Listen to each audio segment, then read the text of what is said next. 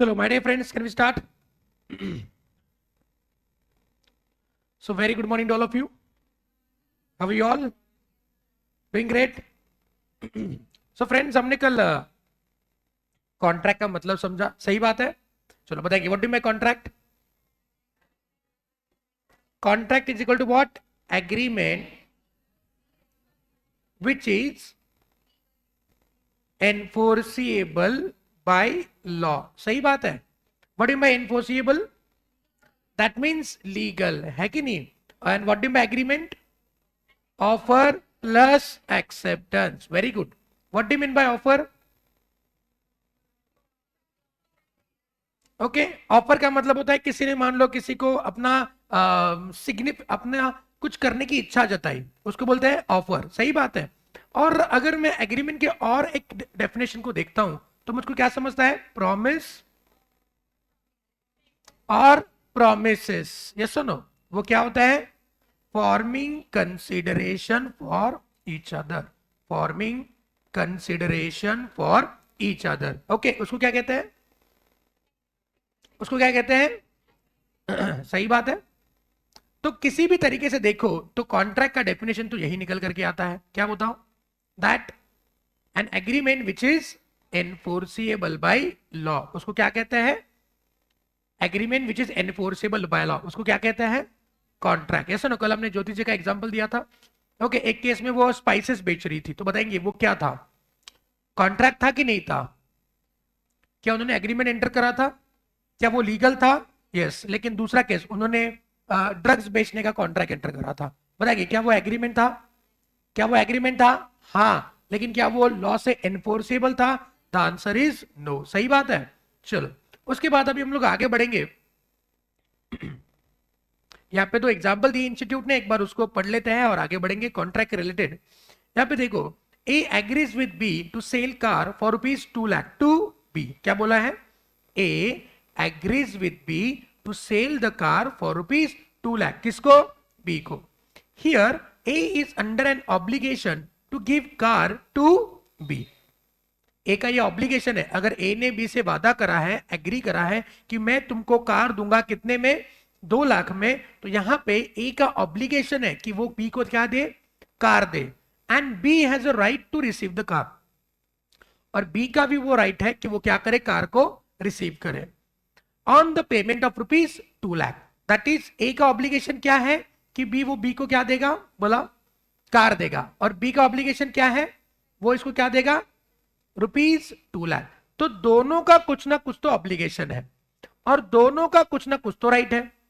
ए का ऑब्लिगेशन क्या है कि वो बी को कार दे. बी का ऑब्लिगेशन क्या है कि वो उसको 2 लाख दे. और बी का राइट क्या है कि वो कार रिसीव करे. और ए का राइट क्या है कि वो 2 लाख रिसीव करे. सही बात है. So the law of contract deals with only such legal obligation which has resulted from the agreement. मतलब कॉन्ट्रैक्ट बनता कैसे है? जिसका पहले क्या बना है? एग्रीमेंट बना है. और कौन सा एग्रीमेंट? जो क्या हो? लीगल हो. सही बात है. अरे क्लियर है. नेक्स्ट, एक दूसरा एग्जांपल यहां पे देखो. An obligation to maintain wife and children.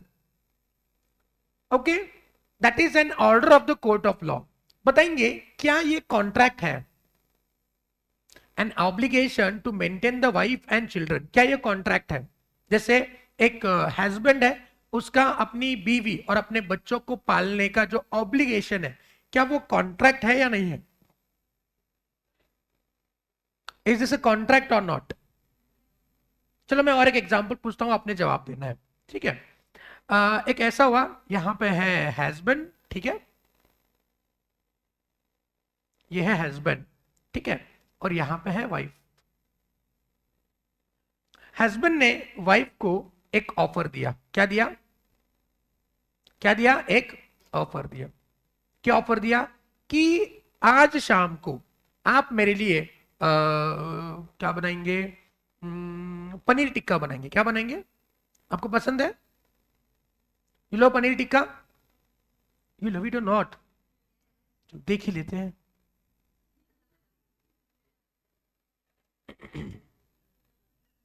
वाह, ये वाला. ठीक है. तो हस्बैंड ने वाइफ को बोला कि आज शाम को आप मेरे लिए क्या बनाएंगे? पनीर टिक्का बनाएंगे. और उसके बदले अगर आपने ये पनीर टिक्का बना लिया आज शाम को इवनिंग, तो मैं आपको संडे को मूवी लेके जाऊंगा। संडे को मैं क्या लेके जाऊंगा? मूवी लेके जाऊंगा। तो वाइफ ने बड़ी खुश होकर के शाम को ये पनीर टिक्का बना लिया और हस्बैंड को सर्व किया। हस्बैंड ने डकार मारी, खाया, सो गया। ओके। और वो दिन आ गया संडे। फ्राइडे को वादा किया, आज फ्राइडे है ना, संडे को बोला आज क्या करेंगे, संडे को हम मूवी जाएंगे, ऐसे फ्राइडे को बोला। अब संडे आ गया, लेकिन हस्बैंड तो हस्बैंड होते हैं, भूल गया, काम के चक्कर में भूल गया। संडे पूरा सुबह नीवांत उठा 10-11 बजे, नाश्ता पानी किया, दोपहर में फिर खाया, फिर सो गया। ओके। शाम को चाय नाश्ता किया, कहीं घूमने गया दोस्तों के साथ, फिर वाइफ बड़ी होशियार, कुछ नहीं बोली। ओके। जो उनका नेचर होता है, बाय नेचर, कुछ नहीं बोली, ठीक है ना। मंडे से बोलचाल बंद। ये पति नहीं समझ रहा है साला, ऐसा मैंने क्या कर दिया कल। डायरेक्टली हाथ में टिफिन दे दिया, अंदर किचन में चली गई। ये बेचारा बोला चलो कुछ तो, पागल औरत, कुछ तो हुआ रहेगा, अब अपने काम पे लगता है, काम पे चला गया। दोपहर को फोन किया, उठाया नहीं, बोला सो रही होगी, जाने दो। फिर शाम को आया, शाम को भी बोल चल नहीं, खाना खाया, सो गया। फिर सुबह सेम सीन, टिफिन दिया, चली। फिर उसको लगा दया कुछ ना कुछ तो गड़बड़ है, दया कुछ ना कुछ तो गड़बड़ है। फिर दोपहर में हस्बैंड के ऑफिस में एक वकील आया। ओके। और वकील के नोटिस में लिखा था कि आपकी बीवी ने आपके ऊपर कर दिया है केस। ओके। कल कोर्ट में हाजिरी है। ये घर भागा भागा आया, बीवी नहीं थी, बीवी मायके चली गई। डायरेक्टली सुबह कोर्ट में दर्शन हुए, कोर्ट में, और बीवी बोल रही है जज साहब गौर से देखो इस चेहरे को, इस मासूम चेहरे के पीछे छुपी हुई है हैवानियत। यह हैवान मुझको बोलता है शाम को पनीर टिक्का बनाओ, मैंने मेहनत से बनाया। वापस उसने वादा भी किया था संडे को मूवी लेके जाएगा, लेकिन नहीं गया। तो उसको समझाओ तेरी, अच्छा ये मान रहा है, मैं तो पूरा भूल गया था, एक बार बोलती तो लेके जाता मैं मूवी, लेकिन बोलने से नहीं रहे ना। बीवी बोल रही है इसको फांसी की सजा दे दो। जज साहब इसको फांसी की सजा दे दो, इसने मेरे से बनाया था कॉन्ट्रैक्ट। बिकॉज देखो कॉन्ट्रैक्ट देखो, ऑफर था, ऑफर था कि नहीं था, बनाया मतलब एक्सेप्टेंस हुआ है कि नहीं, तो क्या बना, कम ऑन, पनीर टिक्का बनाना लायक है। एग्रीमेंट बना कि नहीं बना कि आप मेरे लिए पनीर टिक्का बनाइए, हम आपको क्या लेके जाएंगे, मूवी लेके जाएंगे। एग्रीमेंट हुआ। बताएंगे कुछ इलीगल है इसके अंदर, कुछ इलीगल है नहीं ना। तो ये कॉन्ट्रैक्ट बना कि नहीं बना, कॉन्ट्रैक्ट बना कि नहीं बना, तो कॉन्ट्रैक्ट तोड़ा कि नहीं तोड़ा, तो सजा होनी चाहिए कि नहीं होनी चाहिए।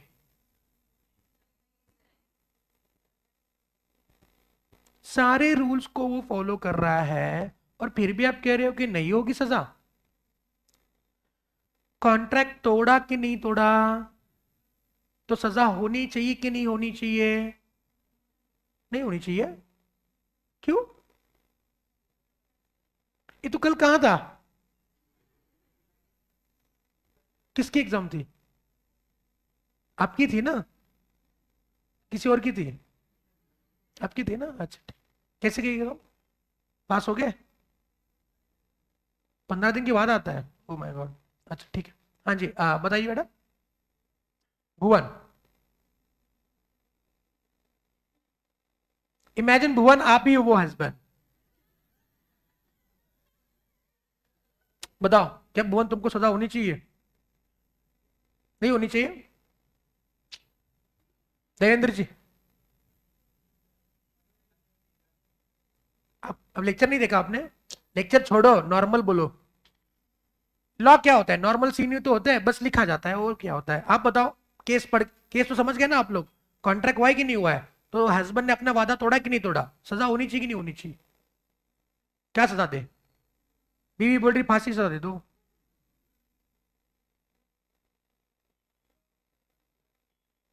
होनी चाहिए हरीश श्योर? ठीक है, हाँ बेटा। नहीं होनी चाहिए? हाँ बेटा रुता जी, होनी चाहिए? बेरहम। अरे बैठो बैठो। अच्छा ये डोमेस्टिक कॉन्ट्रैक्ट है, सोशल कॉन्ट्रैक्ट है, तो नहीं होगी सजा? मतलब पत्नी के इमोशंस की कोई वैल्यू नहीं तुम्हारे मन में? इतना मेहनत से उसने पनीर टिक्का बनाया, उसकी कुछ अहमियत नहीं है तुम्हारे पास?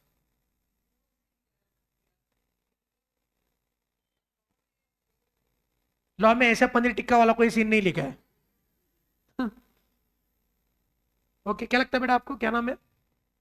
सिद्धि जी बताइए। सजा होनी चाहिए? अरे सारी महिलाएं बोल रही है।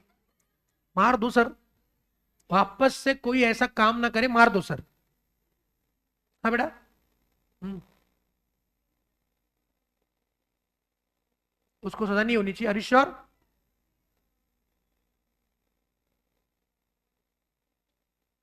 अलग से कुछ तो लॉ होगा, उसके अंदर ले लो उसको।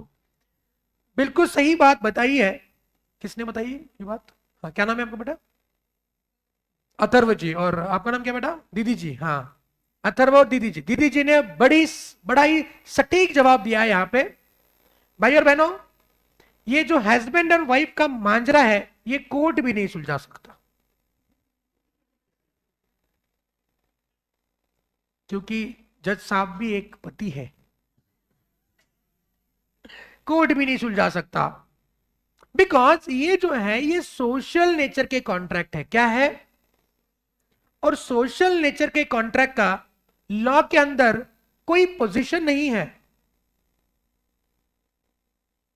ऐसे कॉन्ट्रैक्ट्स ऑब्लिगेशन तो बनाते हैं, कान खुले अभी सबके, ऑब्लिगेशन तो बनाते हैं, लेकिन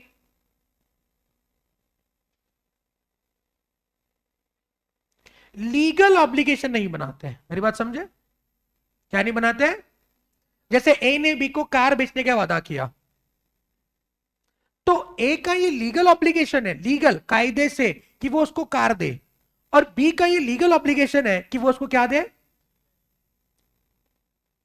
मनी, पैसा। है कि नहीं? अगर एक ने भी अपना वादा तोड़ा, तो दूसरा कोर्ट में जाकर के केस फाइल कर सकता है। मेरी बात समझे? लेकिन ये जो कॉन्ट्रैक्ट है वो कैसे कॉन्ट्रैक्ट है?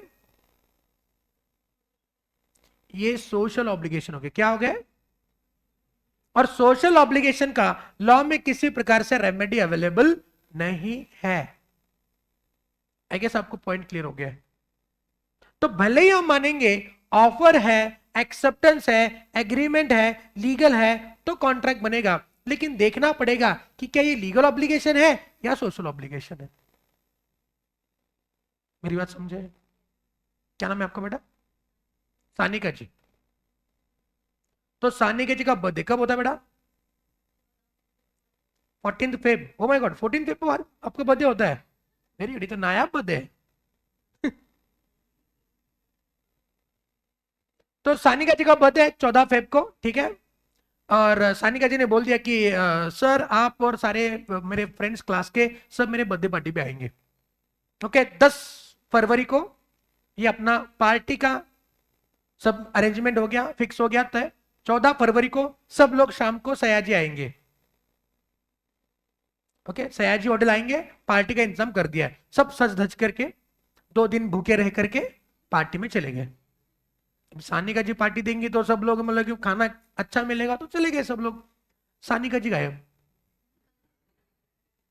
ओके, 15 फरवरी को सानिका जी क्लास में, हम सब लोग गुस्सा है। वो सानिका जी, क्या सानिका जी आपने बुलाया पार्टी पे, आप आए ही नहीं यार, हम कितना हुआ आप एक बैठे थे, 2 दिन से भूखे। तो हम सब ने डिसाइड करा हम सानिका जी के ऊपर केस ठोक देंगे अभी। हम सब चले गए कोर्ट के अंदर। जज साहब हमें इंसाफ दे दो, नहीं हमें खाना दे दो। सानिका जी ने बोला था कि 14 फरवरी को हमको क्या मिलेगा? पार्टी मिलेगा। लेकिन सानिका जी ने पार्टी नहीं दिया। जज साहब इनके ऊपर केस ठोको, उनको 14 साल की सजा दे दो। 14 साल कैद बामुशक्कत, उनको भेजो जेल में, भेजो सानिका जी को। कहानी के सारे पत्र काल्पनिक है बेटा। बताएंगे क्या सानिका जी पर ये केस होना चाहिए? क्या उनको जेल में डालना चाहिए? क्यों? अरे किसी के पेट पे लात मारना बहुत बड़ी सजा होती है, बहुत बड़ा गुनाह होता है ये। क्या सानिका जी को जेल में डालना चाहिए? क्या ऐसा केस बन सकता है? अरे ये तो सोशल है ना, ये तो फ्रेंड्स के बीच में कॉन्ट्रैक्ट बना है, ये काय का लीगल ऑब्लिगेशन हो गया? नहीं होता है, सही बात है। तो भले ही offer, acceptance, agreement, legal, contract, लेकिन ये क्या बनने चाहिए? ये क्या बनने चाहिए? एक लीगल ऑब्लिगेशन से बनने चाहिए। भाई और बहनों, आई गेस आपको पॉइंट क्लियर है, आई गेस आपको पॉइंट क्लियर है। ओके, तो यहां पे हमको देखना पड़ेगा कि ये जो ऑब्लिगेशन है to maintain the wife and children, ये क्या है?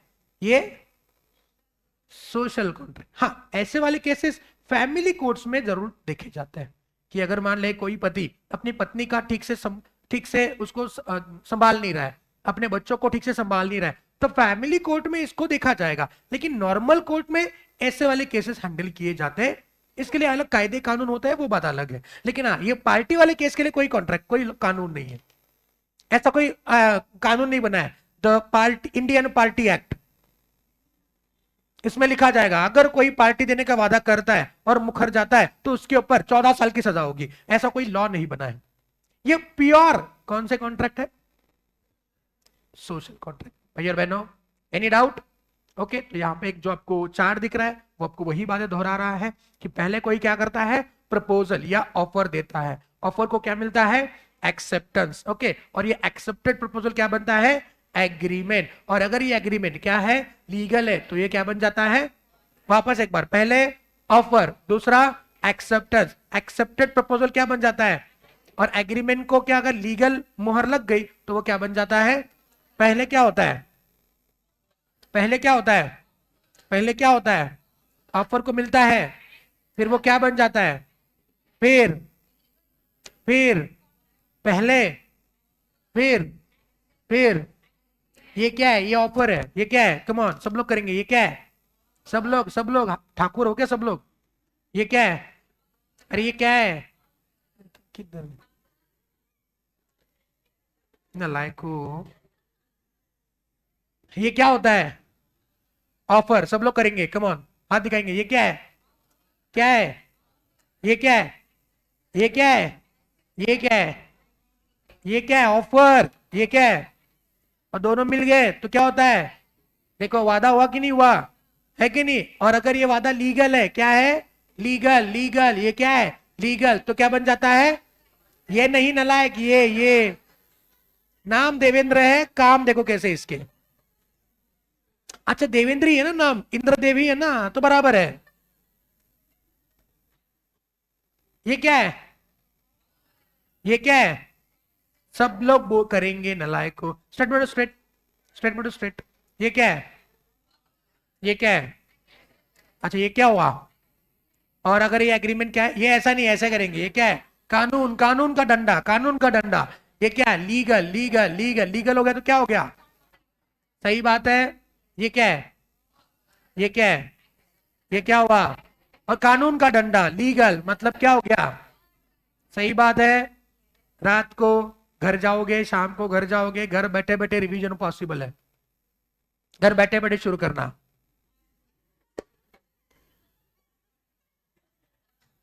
घर वाले बोलेंगे कहाँ हो, क्या है नालायक?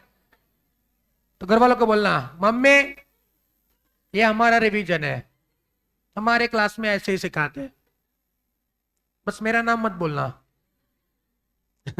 ओके, चलो वापस एक बार। अब देखो मैं ऐसा ऐसा करूंगा, आपने बताना मैं क्या कर रहा हूं, ठीक है? रेडी? रेडी? चलो।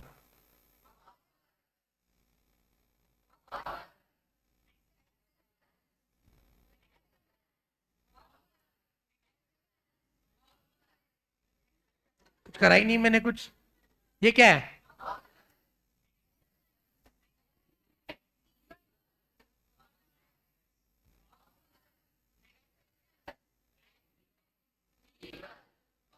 सब लोग मिलके करेंगे अभी, कम ऑन। ये क्या है?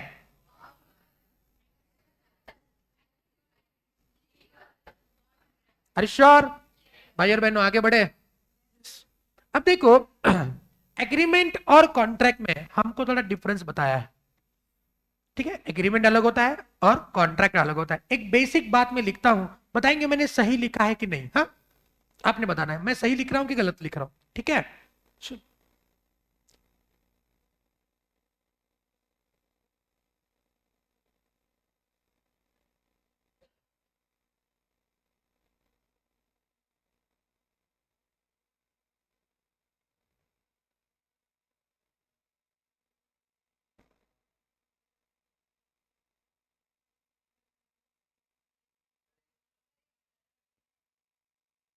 सही कि गलत?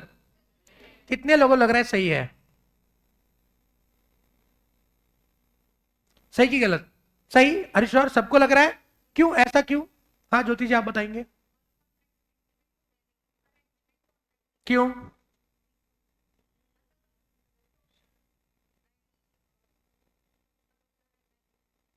मतलब आप ये कह रहे हो कि सर एग्रीमेंट तो बन जाता है लेकिन सारे एग्रीमेंट लीगल नहीं होते।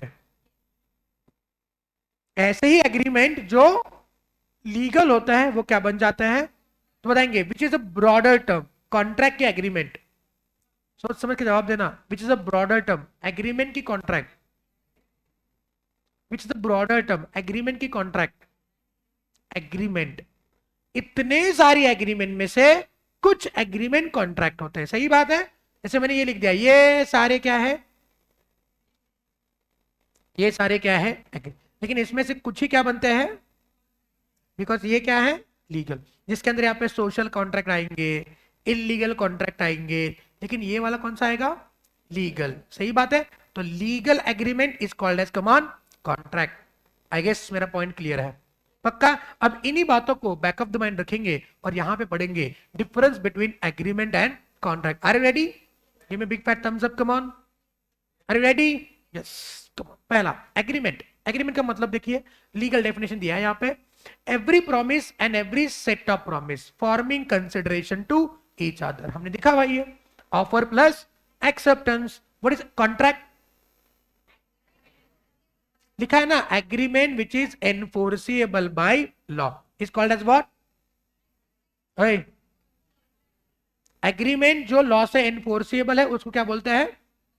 सही बात है, बताएंगे which is a wider term, come on.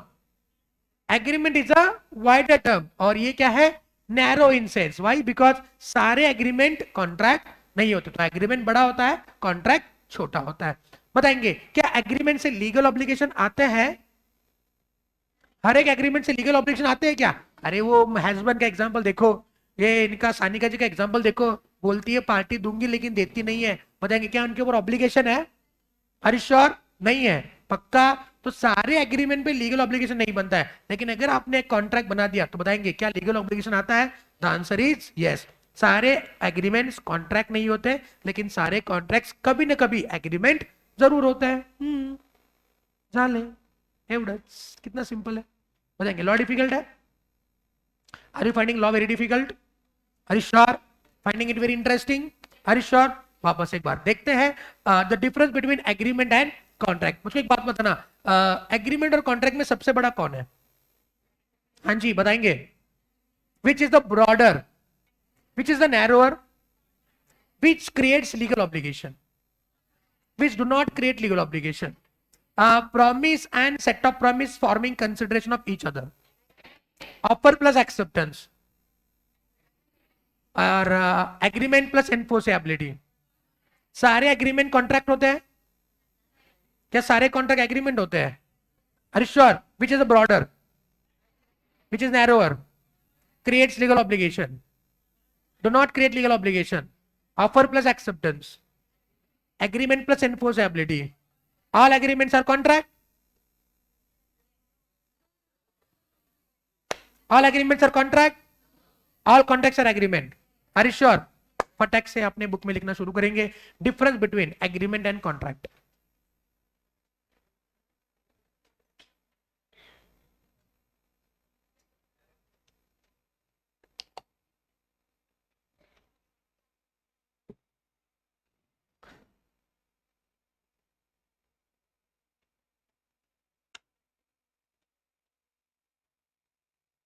मैं बोलूंगा ना वो लिखेंगे, ये नहीं लिखना है, ये कॉपी पेस्ट नहीं करना, अपने का अपनी भाषा में लिखना है कि नहीं।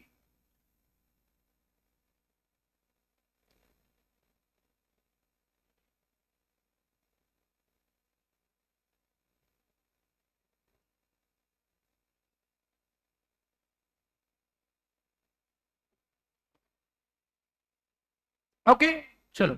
सो एग्रीमेंट और कॉन्ट्रैक्ट, तो पहले लिखेंगे क्या, ऑफर प्लस एक्सेप्टेंस। किस में लिखेंगे, एग्रीमेंट में लिखेंगे ऑफर प्लस एक्सेप्टेंस। लिव लगा, लवकर लिवा, राइटिंग फास्ट होना चाहिए।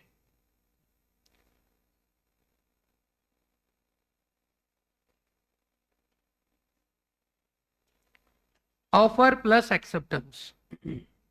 ओके, और कॉन्ट्रैक्ट में क्या लिखोगे, agreement plus enforceability, agreement plus enforceability, agreement plus enforceability. लिव लगा,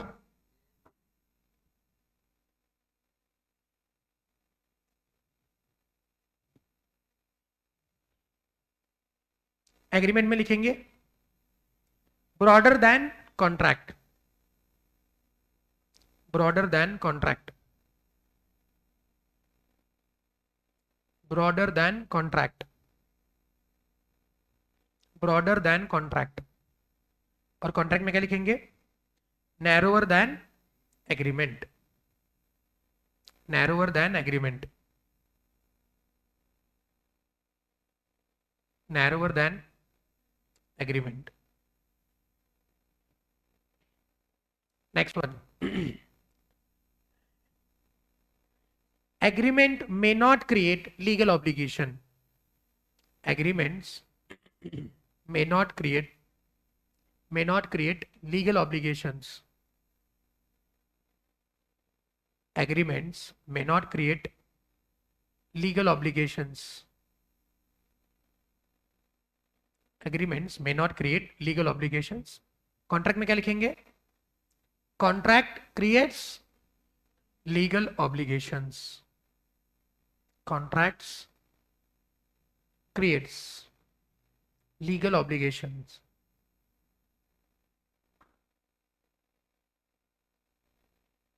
contracts creates legal obligations। Next point क्या है, लास्ट वाला, all agreements are not contract. हाँ बेटा, एग्रीमेंट्स में नॉट क्रिएट मतलब सारे एग्रीमेंट उसमें आ गए ना, एग्रीमेंट्स हो सकता है कि वो लीगल ऑब्लिगेशन ना बनाए, बना भी सकते हैं, आप वैसे भी लिख सकते हो। All agreements are not contract, all agreements are not contracts, but all contracts are,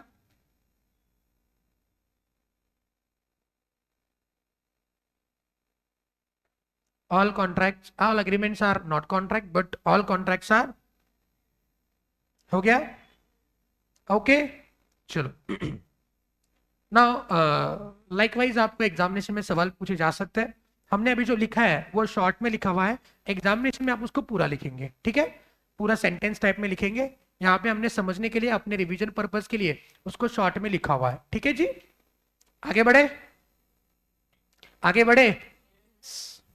So now next point that is really very important from this topic, that is essentials of valid contract।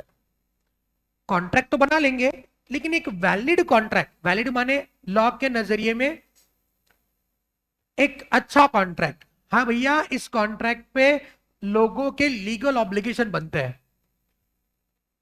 Okay यानी कि हमारे पास है agreement, क्या है agreement. अब इस agreement में और क्या क्या मसाले डाले, ओके इस एग्रीमेंट में और क्या क्या डाले कि वो क्या बन जाए, एक बोलो, ओके तो ये जो चेक पॉइंट्स है, ये जो चेक पॉइंट्स है इसको बोलते हैं इसेंशियल्स। इसेंशियल्स माने गरज, इन एलिमेंट्स की, ये जो एलिमेंट्स है ये 6 और ये 5 कुल मिला के 11। इन 11 एलिमेंट्स की गरज है, फिर जाके हम किसी भी एग्रीमेंट को वैलिड कॉन्ट्रैक्ट तक पहुंचा सकते हैं। यानी किसी भी एग्रीमेंट में ये सारी बातें होनी चाहिए। मेरी बात समझे कि नहीं समझे? क्लियर है? पक्का? चलो, now when I talk about this 11 points, out of this 11 points 6 points are given under the Indian Contract Act and 5 points are not given in Indian Contract Act, but still these could be considered as a valid essential elements. Sir, if in examination they ask you what we should write, you should write these 6 points. These are for understanding purpose. Okay? We have to understand these points also and these points also. Okay जी? समझे? चलो, sir now पहले देखते हैं कि ये section number 10 में कौन सी बातें नहीं बताई है, फिर आएंगे सेक्शन नंबर 10 के अंदर। ठीक है? नाउ पहला है, यहां पे स्पेलिंग मिस्टेक हुआ है, पहला है TWO, that is two parties. So कभी भी कोई कॉन्ट्रैक्ट एंटर करना है तो देयर मस्ट बी एक ऑफर देगा और एक एक्सेप्ट करेगा। बताएं, क्या मैं खुद को ही ऑफर देके खुद ही एक्सेप्ट करूं? जो सानिका जी का बर्थडे पार्टी है, सानिका जी खुद को ऑफर दे रही है कि आज शाम को पार्टी जाए, सानिका जी हाँ जाए ना। खुद को ऑफर देख के खुद एक्सेप्ट कैसे कर सकते हैं? एटलीस्ट कितने पार्टी होनी चाहिए? 2 पार्टी। सही बात है? अरे क्लियर है? एक होना चाहिए ऑफरर जो ऑफर करेगा, और एक होगा ऑफरी जिसको ऑफर दिया जा रहा है। उसको हम लोग ये भी बोल सकते हैं प्रॉमिसर एंड प्रॉमिसी, है ना? A and B. ए ने बी से वादा किया, क्या वादा किया? अरे क्या वादा किया? इसको क्या बेचेगा? अरे क्या हो गया इसको?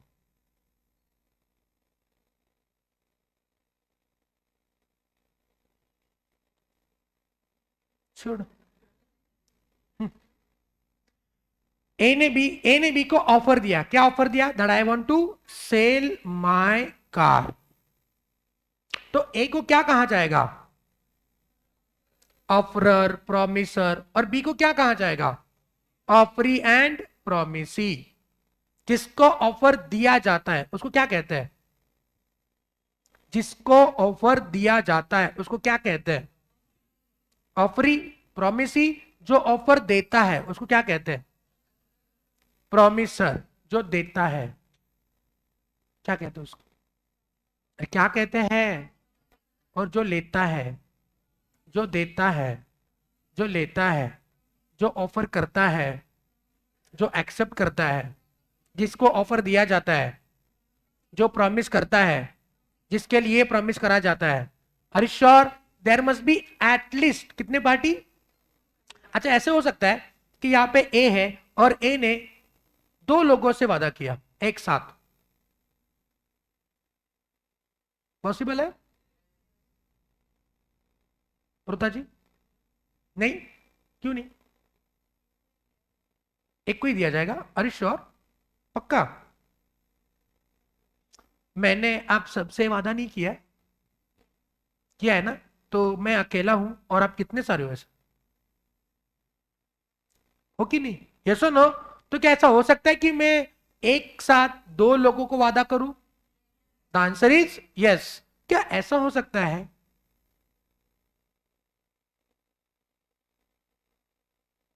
दो लोग मिलके एक बंदे को वादा करें? ओके, इस केस में कहते हैं जॉइंट प्रोमिसेस, और इसको कहते हैं जॉइंट प्रोमिसर। सही बात है? जैसे एग्जांपल के तौर पे ए ने बी और सी को वादा किया कि मैं आपको जॉइंटली रुपए 1,00,000 दूंगा। कितना? 1,00,000। कौन देगा किसको? ए, बी और सी को क्या देगा? 1,00,000 रुपए जॉइंटली। या ऐसे भी हो सकता है कि ए और बी ने जॉइंटली सी को 1,00,000 रुपए देने का वादा किया है एज अ लोन, है कि नहीं? अरे पक्का? हो सकता है ना? तो यहां पे बी और सी रीपेमेंट किसको करेंगे? ए को करेंगे, सही बात है, यस और नो। और यहां पे सी पेमेंट किसको करेगा? ए और बी को। तो यहां पे ए एक प्रोमिसर है और बी और सी दो प्रोमिसेस है, और नीचे ए और बी दो जॉइंट प्रोमिसर है और एक क्या है? प्रोमिसी है। हो सकता है। तो वहां पे बोला है एटलीस्ट, माने मिनिमम कितने पार्टी होनी चाहिए? दो पार्टीज होनी चाहिए। दो से ज्यादा पार्टी चलेंगे। यहाँ पे कितने पार्टी है? तीन। यहाँ पे कितने पार्टी है? तीन। इसके तीन चार पांच ऐसे भी हो सकता है ना? क्या ऐसा हो सकता है ए बी इन्होंने मिलके सी और डी को वादा किया? ऐसे भी हो सकता है ए और बी ने मिलके वादा किया कि वो सी और डी को कितने देंगे? रुपए 1 लाख देंगे। ऐसे भी हो सकता है यहां पे सी और डी किसको पेमेंट करेंगे? ए और बी को। ए और बी किसको लोन देंगे? सी और डी को। पॉसिबल है। तो यहां पे कितने पार्टी थे? चार। ऐसे पार्टीज बढ़ सकते हैं। The answer is yes. So बोला है कि एटलीस्ट कितने पार्टी होनी चाहिए? Two parties. एटलीस्ट मिनिमम कितने पार्टी होनी चाहिए? दो।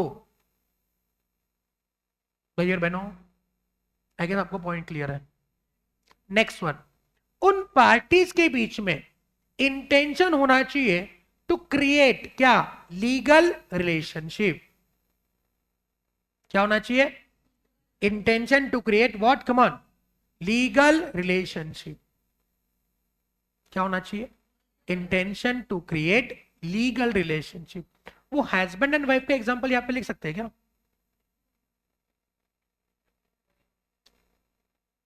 हस्बैंड और वाइफ के बीच में जब ऑफर और एक्सेप्टेंस एग्रीमेंट कॉन्ट्रैक्ट बना था, तो क्या उनका इंटेंशन था कि वो लीगल रिलेशनशिप बनाए?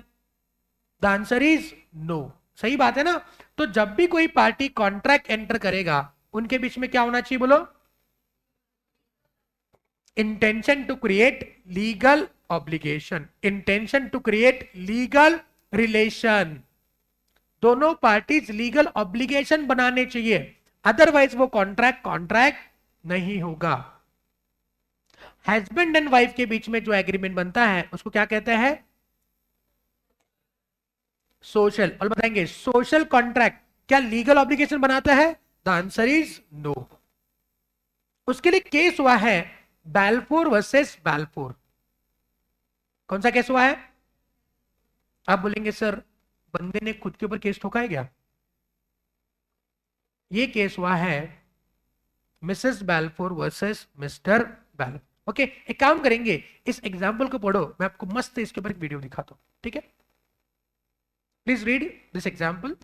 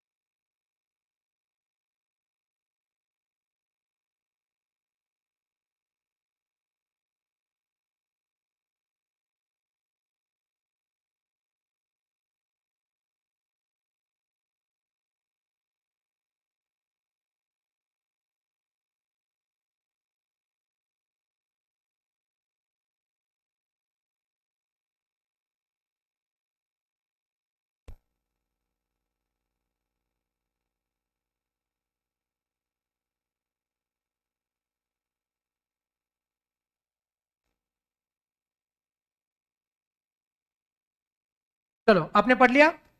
चलो, सो मैंने क्या करा हुआ है, मैंने बहुत सारे वीडियोस बना के रखे हुए केस स्टडीज के। तो उसके अंदर एक वीडियो मैंने ऑलरेडी यूट्यूब पे अपलोड करके रखा है, उस वीडियो को देखते हैं, बैलफोर वर्सेस बैलफोर की केस हुआ क्या था, चलेगा ना?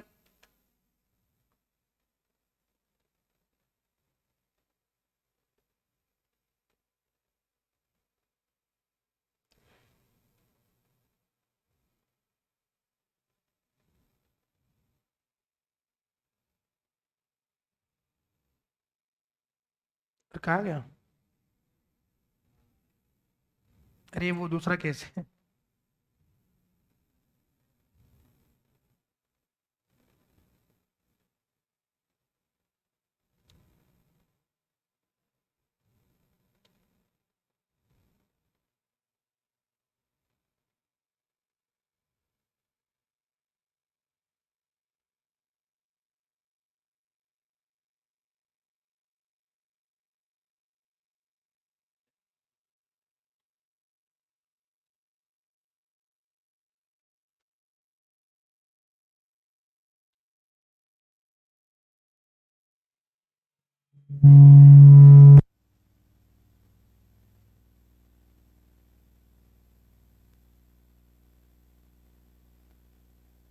Welcome to our channel, and as you all know, we have started the case study discussion from this channel, and आज उसी केस स्टडी डिस्कशन को आगे बढ़ाने के लिए आज मैं आपके सामने लेके आया हूँ एक नया केस स्टडी जो बिलोंग करता है again from the Indian contract act 1872 से। मैं हूँ सीए मोहित और शुरू करते हैं आज के केस स्टडी को। बच्चों, आज का जो केस स्टडी है वो इंडियन कॉन्ट्रैक्ट एक्ट के उस प्रोविजन से बिलोंग करता है जो हमको समझाता है कि एग्रीमेंट को कॉन्ट्रैक्ट बनने के लिए दो पार्टीज के बीच में intention to create legal relationship होता है। जी हाँ, ये बात लिखी हुई है इंडियन कॉन्ट्रैक्ट एक्ट के सेक्शन नंबर 10 में। इसका मतलब क्या है, ये हमको बताता है कि दो पार्टीज अगर कॉन्ट्रैक्ट में एंटर होने वाले हैं और उनके बीच में एग्रीमेंट हुआ है तो वो एग्रीमेंट कॉन्ट्रैक्ट कहलाने के लिए उन दो पार्टीज में सेक्शन नंबर 10 के मुताबिक intention to create legal relationship होना चाहिए। अगर मान लो किसी पार्टी ने अपने अपने ऑब्लिगेशन को पूरा नहीं किया तो जिसने ऑब्लिगेशन पूरा नहीं किया है उसके ऊपर दूसरी पार्टी केस फाइल कर सकती है। कुछ ऐसा रिलेशनशिप, कुछ ऐसे राइट्स उस एग्रीमेंट से बनने चाहिए और वही एग्रीमेंट क्या बनेगा बोलो, कॉन्ट्रैक्ट बन सकता है। तो केस स्टडी का नाम है बैलफोर वर्सेस बैलफोर। आप बोलेंगे सर क्या एक पार्टी ने अपने ऊपर ही केस फाइल करके लिया है क्या? जी नहीं बच्चों, ऐसा नहीं है। यहाँ पे बैलफोर का मतलब होता है मिसेस बैलफोर और दूसरे बैलफोर का मतलब होता है मिस्टर बैलफोर, यानी कि ये झगड़ा जो है वो मियां बीवी का है। अब हुआ क्या था केस में, देखो जो प्लेंटिफ है, प्लेंटिफ यानी कि जो केस फाइल करता है और डिपेंडेंट जिसके ऊपर केस फाइल किया जाता है। ओके, अब ए वर्सेस बी अगर ऐसा लिखा हुआ है तो ए होता है प्लेंटिफ और बी होता है डिपेंडेंट, यानी कि ए जो केस फाइल करता है प्लेंटिफ और बी जिसके ऊपर केस फाइल किया जाता है वो डिपेंडेंट। अब यहाँ पे मिसेस बैलफोर प्लेंटिफ है और मिस्टर बैलफोर कौन है, डिपेंडेंट है, यानी कि मिसेस बैलफोर ने मिस्टर बैलफोर के ऊपर केस फाइल किया है। जानते हैं इस केस सीरीज के फैक्ट को। हुआ यह था कि मिस्टर बैलफोर और मिसेस बैलफोर रहने वाले हैं सीलोन श्रीलंका के। वो छुट्टियां मनाने के लिए, हॉलीडेज के लिए इंग्लैंड चले गए। अब वापस आने के टाइम पे मिसेस बैलफोर बीमार हो गई और डॉक्टरों के मुताबिक उनको ट्रैवलिंग करना मना था और वो क्या हुआ, वो इंग्लैंड में रह गई और काम के चलते मिस्टर बैलफोर जो है वो वापस सीलोन श्रीलंका आ गए। अब जब मिसेस बैलफोर इंग्लैंड में रहेगी, मिस्टर बैलफोर सीलोन श्रीलंका में रहेंगे, तो उनके बीच में एक एग्रीमेंट हुआ। उस एग्रीमेंट के जरिए ये डिसाइड हुआ कि मिस्टर बैलफोर मिसेस बैलफोर को £30 पर मंथ मेंटेनेंस के लिए, उनके रोजाना खर्चों के लिए वो उनको भेज देंगे और कुछ समय तक मिस्टर बैलफोर ने मिसेस बैलफोर को वो पैसे जो £30 थे वो भेजना चालू किया और वो भेजे भी। कुछ समय बाद उनके बीच में डिफरेंसेस आ गए और दोनों सेपरेट हो गए। ओके, उनके बीच में तलाक हो गया। अब उसके चलते मिस्टर बैलफोर ने मिसेस बैलफोर को वो £30 पर मंथ जो एग्रीमेंट के तहत तय हुआ था वो भेजना बंद कर दिया। अब जैसे ही भेजना बंद कर दिया, मिसेस बैलफोर ने मिस्टर बैलफोर के ऊपर केस फाइल कर दिया कि इन्होंने मेरे साथ एग्रीमेंट बनाया था और उस एग्रीमेंट के जरिए मुझको £30 मिलने चाहिए। अब जैसे ये मामला कोर्ट में चला गया, कोर्ट ने इंडियन कॉन्ट्रैक्ट एक्ट के सेक्शन नंबर 10 का रेफरेंस देते हुए कहा कि देखो ये जो एग्रीमेंट हुआ है ये मियां बीवी के बीच में हुआ है, इसको हम लोग सोशल एग्रीमेंट्स बोलते हैं, और इसके जरिए दोनों कॉन्ट्रैक्टिंग पार्टीज के बीच में इलीगल रिलेशनशिप नहीं बनता है। ओके, ये तो बात ऐसी हो गई कि मियां ने बीवी को बोला कि तुम मेरे लिए अच्छा खाना बनाओ, कल मैं तुमको मूवी लेके जाऊंगा, और as all husbands forget the things, वो अगले दिन अपनी बीवी को मूवी लेके नहीं गया, तो क्या बीवी मियां के ऊपर केस फाइल करेगी कि हमारे के बीच में एग्रीमेंट हुआ था, मैं उसके लिए खाना बनाऊंगी और उसने मुझको बोला कि मूवी लेके जाऊंगा और वो मूवी लेके नहीं गया, तो मैं उसके ऊपर केस फाइल कर दूंगी? जी नहीं, ऐसा बिल्कुल नहीं होता है। ऐसे वाले कॉन्ट्रैक्ट्स में क्या नहीं होता है, intention to create legal relationship नहीं होता है। और कोर्ट ने यह कहा कि सारे कॉन्ट्रैक्ट एग्रीमेंट होते हैं, लेकिन सारे एग्रीमेंट कॉन्ट्रैक्ट नहीं होते हैं, क्योंकि एग्रीमेंट को कॉन्ट्रैक्ट तक पहुंचने के लिए सेक्शन नंबर 10 के इसेंशियल्स को फॉलो करना पड़ता है। और आपके एग्रीमेंट में सेक्शन नंबर 10 का एक इसेंशियल जिसका नाम है कि एग्रीमेंटिंग पार्टी जो होती है उनके बीच में लीगल रिलेशनशिप होना चाहिए, intention to create legal relationship होना चाहिए। और आपके कॉन्ट्रैक्ट में बस वही एक बात नहीं है कि आपके बीच में intention to create legal relationship नहीं था, तो आपको वो पैसा नहीं मिलेगा। और मिसेस बेल्फोर को वो पाउंड 30 का जो मेंटेनेंस था वो नहीं मिला। तो इस केस स्टडी से हम लोग क्या सीखे बच्चों? इस केस स्टडी से हमने ये सीखा कि कोई भी एग्रीमेंटिंग पार्टी अगर वो कॉन्ट्रैक्ट बनाना चाहते हैं तो उनके बीच में intention to create legal relationship होना चाहिए। अगर उन्होंने कुछ ऐसे ही कॉन्ट्रैक्ट्स बना लिए हैं जिसमें लीगल रिलेशनशिप बनाने का कोई इंटेंशन नहीं है, तो वो कॉन्ट्रैक्ट नहीं कहलाएगा, वो तो बस एग्रीमेंट ही रह जाएगा, जिसमें पार्टीज को कोई राइट नहीं मिलेगा to enforce the performance of the promises. I hope case study clear है। मिलते हैं। आई गेस आपको ये केस स्टडी क्लियर है? ओके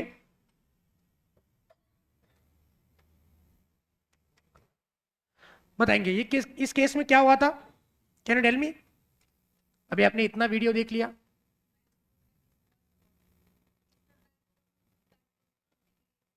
अच्छा मिस्टर बेल्फोर और मिसेस बेल्फोर घूमने के लिए चले गए थे और मिसेस बेल्फोर बीमार हो गई, तो उनको वापस आना नहीं पड़ा, वो उधर ही रहेगी ट्रीटमेंट के लिए वगैरह, उधर ही रहेगी। और हस्बैंड वापस आ गया और फिर वादा किया कि हम आपको कुछ ना कुछ तो पैसे भेजते जाएंगे। कुछ समय के बाद उन्होंने पैसे नहीं भेजे, तो मिसेस बेल्फोर ने केस ठोक दिया कि मेरे को पैसे दे दो। तो क्या केस पैसे देने चाहिए कि नहीं देने चाहिए? इमोशनल होकर जवाब मत दीजिए, पैसे देने चाहिए कि नहीं देने चाहिए? The answer is no, because ये कॉन्ट्रैक्ट क्या है? हस्बैंड एंड वाइफ का है, सोशल नेचर का कॉन्ट्रैक्ट है। तो सोशल नेचर के कॉन्ट्रैक्ट में कभी भी क्या नहीं होता है, लीगल ऑब्लिगेशन नहीं बनता है। और यही बात हमको हमारे सर ने सिखाई है ना? अरे क्लियर है? तो दूसरा आपका इसेंशियल क्या होगा? That is the parties must be having intention to create common legal obligation. पहला क्या था? There must be two parties. दूसरा, दोनों के बीच में क्या होना चाहिए?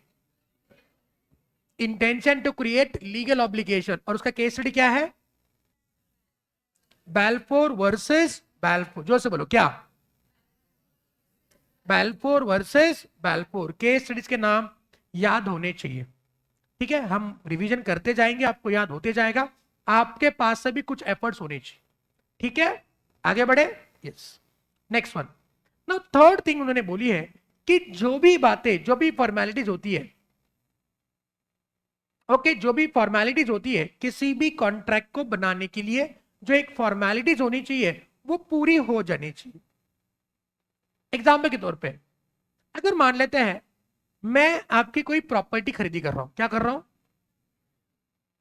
क्या प्रोसीजर होगा बताएंगे? मतलब मैंने आपको ऑफर दिया कि भैया मुझको आपकी प्रॉपर्टी खरीदी करनी है, और आपने बोला हाँ हाँ सर खरीदी कर लो। आगे क्या करें बताओ? डॉक्यूमेंटेशन बनना चाहिए। किस चीज का? प्रॉपर्टी का डॉक्यूमेंट बनेगा, एक सेल डीड बनेगा, एग्रीमेंट टू सेल बनेगा, उसको हम लोग गवर्नमेंट के ऑफिस में लेके जाएंगे, उसको रजिस्टर करेंगे, फिर मेरे नाम पे प्रॉपर्टी हो जाएगी, मैंने आपको पैसे देने हैं। Are you sure? पक्का? मतलब ये वाला जो कॉन्ट्रैक्ट है, प्रॉपर्टी खरीदी करना, असेट खरीदी करना, ये होने चाहिए कंपलसरी किसमें? राइटिंग में। बस राइटिंग में होने से काम नहीं बनता है, इसको क्या करना पड़ता है? गवर्नमेंट के ऑफिस में जाके रजिस्टर करना पड़ता है।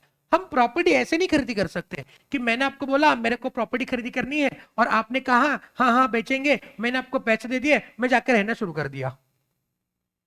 क्या ऐसे उससे मेरी प्रॉपर्टी, आपकी प्रॉपर्टी मेरे नाम पे ट्रांसफर हो गई? The answer is no.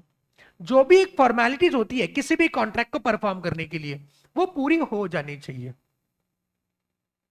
Otherwise वो कॉन्ट्रैक्ट वैलिड कॉन्ट्रैक्ट नहीं है। कल जाके ऐसा हो जाता है कि मैंने आपको कहा कि मेरे को आपकी प्रॉपर्टी खरीदी करनी है और आपने कहा हाँ हाँ मैं बेचने के लिए तैयार हूं, तो मैंने आपको 2 करोड़ रुपए दे दिए। कितने? 2 करोड़। और आपने बोला हाँ जाके रहिए आप, अब रहना शुरू करिए। अब मैंने रहना शुरू कर दिया, कुछ दिनों के बाद आप वापस आ गए और बोला कि मेरा घर खाली कर दो। तो मैंने बोला नहीं नहीं नहीं, मैंने तो प्रॉपर्टी खरीदी करी है, हमारा कॉन्ट्रैक्ट हुआ था। तो बताएंगे क्या मैं ये प्रूव कर सकता हूं? क्यों नहीं कर सकता? बिकॉज इस कॉन्ट्रैक्ट को पूरा करने के लिए जो फॉर्मेलिटीज है, to prove yes there was a contract, ये प्रूव करने के लिए मेरे पास कुछ डॉक्यूमेंट ही नहीं है। तो कैसे मैं प्रूव करूं? द आंसर इज नो, मैं प्रूव नहीं कर सकता। तो किसी भी कॉन्ट्रैक्ट के कुछ नेचर होते हैं, कुछ फॉर्मेलिटीज होते हैं, उसको पूरे करने के बाद ही मेरा कॉन्ट्रैक्ट क्या बनेगा? कॉन्ट्रैक्ट बने सकता है। सही बात है? अरे क्लियर है? तो पहला इसेंशियल क्या था? Come on, there must be 2 और मोर पार्टीज। दूसरा, उनके बीच में क्या होना चाहिए?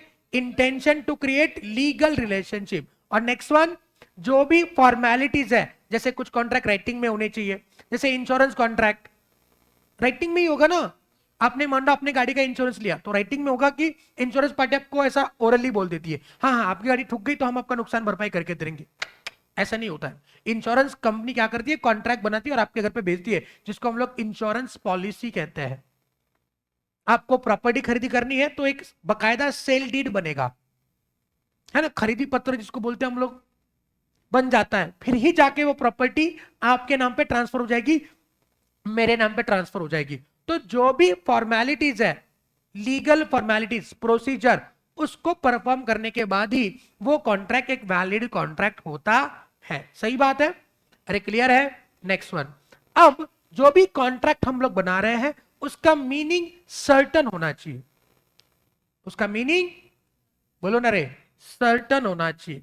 एग्जाम्पल के तौर पे देखो, A agrees to sell B 100 ton of oil. A ने बी को क्या वादा किया कि मैं तुमको सेल करूंगा, क्या सेल करूंगा? 100 टन ऑफ, कमॉन, क्या? ऑयल। बताएंगे कौन सा ऑयल?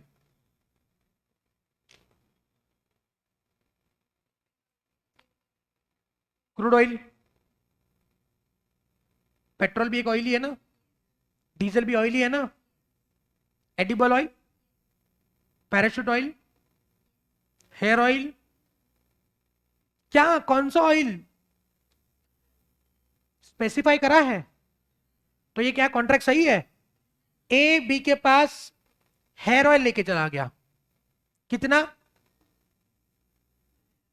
क्या करेगा इसका? बी बोल रहा है नलायक, मैंने हेयर ऑयल नहीं मांगा था, मैंने एडिबल ऑयल मांगा था। ए ने बोला हमारा तय का हुआ था। दोनों चले गए कोर्ट में, जज साहब के सामने बी कह रहा है मुझको चाहिए था एडिबल ऑयल, ए बोल रहा है मुझको लगा हेयर ऑयल।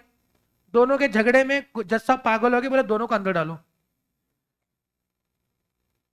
कॉन्ट्रैक्ट जब बनेगा तो उसका मीनिंग क्या होना चाहिए? Certain, specific. A agrees to sell 100 ton of edible oil to be. A agrees to sell 100 tons of hair oil to be. Specified है ना, कॉन्ट्रैक्ट परफॉर्म करने के टाइम पे इन टर्म्स को देख करके ही उसको परफॉर्म करना होता है। जैसे मैंने आपको बोल दिया चलो बच्चों अगले 3 महीने में आपको सिखाऊंगा, आपने मुझको फीस देना है, दोगे? मैंने क्या बोला? बच्चों अगले 3 महीने में आपको सिखाऊंगा, आपने मुझको फीस देना है, दे दो फीस। क्यों नहीं देंगे? मैंने बोला ना मैं आपको सिखाऊंगा। लेकिन क्या सिखाओगे सर?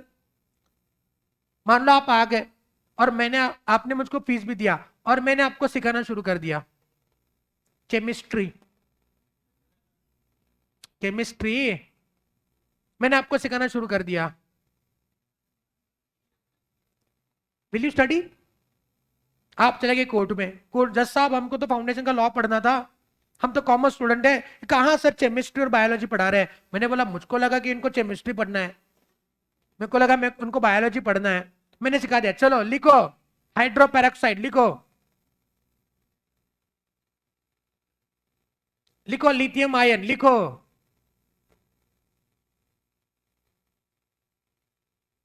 लिखोगे? पढ़ोगे? लेकिन क्या हमारा कॉन्ट्रैक्ट सर्टन था? वेग वेग पूरा वेग, पता नहीं चल रहा है करना क्या है, मैंने क्या करना है, आपने क्या करना है। अगर मैंने बोला कि मैं आपको बच्चों चलो आ जाओ मेरे पास, मैं आपको अगले 3 महीने फाउंडेशन का लॉ पढ़ाऊंगा फॉर मे 23 बैच, उसके बदले आपने मुझको फलाना फलाना फीस देनी है, बताएंगे क्या ये कॉन्ट्रैक्ट सर्टन है? अब इसमें हम लोग पार्टीज के ऑब्लिगेशन को फिक्स कर सकते हैं कि सर को सीए फाउंडेशन का लॉ मई 23 के बैच के लिए पढ़ाना है और इसके बदले हमने सर को इतने इतने पैसे देने हैं, मतलब कॉन्ट्रैक्ट सर्टन हो गया। भाई और बहनों क्लियर है? पक्का? तो कॉन्ट्रैक्ट कैसा होना चाहिए जिसका मीनिंग सर्टन होना चाहिए? पहला, there must be two parties. Next one, intention to create legal relation, सारे फॉर्मेलिटीज पूरे होने चाहिए और उसका मीनिंग क्या होना चाहिए? Certain. And last one, possibility of performance, contract कैसा होना चाहिए? पॉसिबल टू परफॉर्म, माने बॉयफ्रेंड ने गर्लफ्रेंड को वैलेंटाइन डे 14 फरवरी, बॉयफ्रेंड ने गर्लफ्रेंड को 14 फरवरी वैलेंटाइन डे पे वादा किया कि मैं तुम्हारे लिए चांद तारे तोड़ के लेके आऊंगा, अगर तुमने मुझसे शादी करी अगले वैलेंटाइन दिन तक तो मैं तुम्हारे लिए क्या लेके आऊंगा? चांद तारे तोड़ के लेके आऊंगा। बताएंगे पॉसिबल है? तो गर्लफ्रेंड ने ये सुनकर, गर्लफ्रेंड इमोशनल है, लड़कियां वैसे इमोशनल होती है, तो उसने ये बातें सुनकर के अच्छी अच्छी मीठी मीठी उससे शादी कर ली और फिर बोला दे दो चांद तारे। तो बताएंगे क्या बॉयफ्रेंड चांद तारे लेके आ सकता है? लेके आ सकता है? क्यों नहीं लेके आ सकता? बिकॉज ये चांद तारों का 7 बार के इसके बाप के नाम पे है, प्रॉपर्टी कार्ड इसके दादाजी के नाम पे बना था चांद का। हम्म? नहीं ना, ये इम्पॉसिबल, ऐसा हो ही नहीं सकता है। किसी ने कहा ए एग्रीज विद बी दैट मैं तुम्हारे लिए मैजिक से खजाना ढूंढ के लेके आता हूं, ट्रेजर, ट्रेजर यानी कि खजाना, संपत्ति, ऐसा मैजिक करूंगा, आपने मुझको पैसे देने हैं, ऐसा मैजिक करूंगा कि आपको 1 करोड़ मिल जाएंगे, एक जगह से आलू डालूंगा एक जगह से सोना निकलेगा। वाह वाह। वो नरेंद्र भाई बोलते हैं ना, क्या बोलते हैं, कितने तेजस्वी लोग हैं अपने इंडिया में, अपने भारत में, एक जगह से आलू डालूंगा एक जगह से सोना निकालूंगा। अरे नलायक, पॉसिबल नहीं है। तुम्हारा कॉन्ट्रैक्ट पॉसिबल टू परफॉर्म होना चाहिए, मेरी बात समझे? क्लियर है? मैंने आपसे वादा किया कि अगर कोई बंदा सीए फाउंडेशन में 400 में से 500 मार्क लेके आएगा तो मैं उसको 1 करोड़ रुपए दूंगा। पॉसिबल है? तो आपका कॉन्ट्रैक्ट कैसा होना चाहिए? Possible to perform. तो वापस एक बार, आज हमने पढ़ा इसेंशियल एलिमेंट्स का एक पार्ट जिसके अंदर पहला पॉइंट क्या था, बताएंगे, there must be at least 2 parties. दूसरा, come on, intention to create, come on, legal relation, very good. तीसरा, तीसरा फॉर्मेलिटीज पूरी हो जानी चाहिए। चौथा, the meaning must be certain. और पांचवा, possible to perform, possible to. सही बात है? क्लियर? ओके, आज का लेक्चर क्लियर है? ओके चलो, सो कल जब मिलेंगे तब हम लोग सेक्शन नंबर 10 के अंदर जो बाकी के 6 इसेंशियल्स बोले हैं उसको खत्म करने की कोशिश करेंगे। चलेगा? ओके, कल के लेक्चर पे और इंटरेस्टिंग इंटरेस्टिंग बातें हमको पढ़नी है, तो कल जरूर आना, ठीक है। चलो सो बाय बाय, मिलते हैं कल इसी समय में और इसी जगह पे, इसी शो के अंदर जिसका नाम है कौन बनेगा। Bye bye, have nice day.